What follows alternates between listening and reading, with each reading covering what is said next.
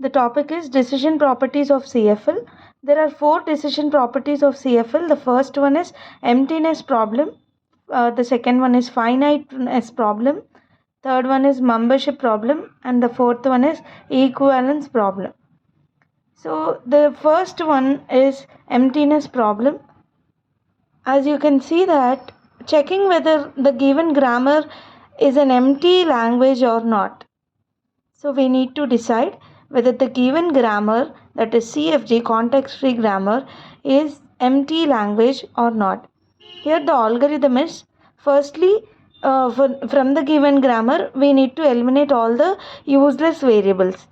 And the second step is, see if the starting symbol, that means whether generally it is S, capital S, if that includes a useless variable, then the grammar generates an empty language. Okay, so the concept is, firstly we need to eliminate the useless variables from the given grammar, and the second thing is, if the starting symbol, that is capital S, includes the useless variable, then that grammar generates an empty language. Otherwise it is non-empty language.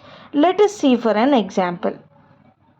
Okay, check whether the following context free grammar generates an empty language or not. See here, S gives X and Y, where X is AA or AX, capital A gives small a, and B gives capital B, capital Y, and Y gives B.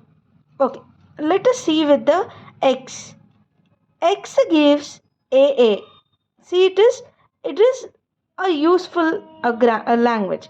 See here, it is generating only terminals, right? It is not putting us in a loop. Whereas if you see for the B, right? B derives B and Y. For Y we are having small b. For capital B we need to again derive for B and Y. Since the B will keep you in the loop, we can say that capital B is a useless language, useless production rule. Capital B is a useless production rule, right? And the next thing you have is X derives AX. X derives AX. Even this is producing a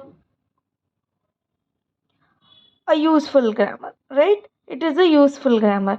X derives A gives A, and X gives capital A's. Capital A means you can directly go with the terminal small a and small a, right? The next thing you have is S gives XY. As we came to know that the B is a useless symbol, right? So the B is a useless symbol. As you know that, what is our second rule? The second rule is, if the algorithm, if the starting symbol S generates a useless variable, but as you see here, S is not generating the B. According to this problem, capital B is our useless symbol. But here the S is not generating a capital B. So according to the algorithm of the emptiness, we can say that this language is non-empty, right? So see, come to the next example. S derives A, S, B, S, B, S, A. See here, when you try to draw a diagram, you need to see what are all the useless productions S and B.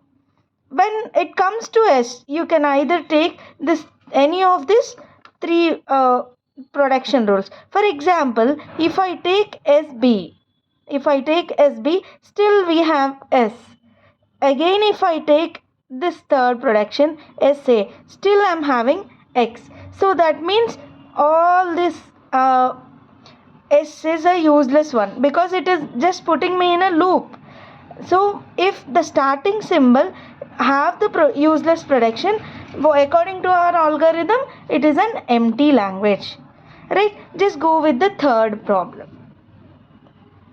Okay, I think it helped you a lot. Thank you.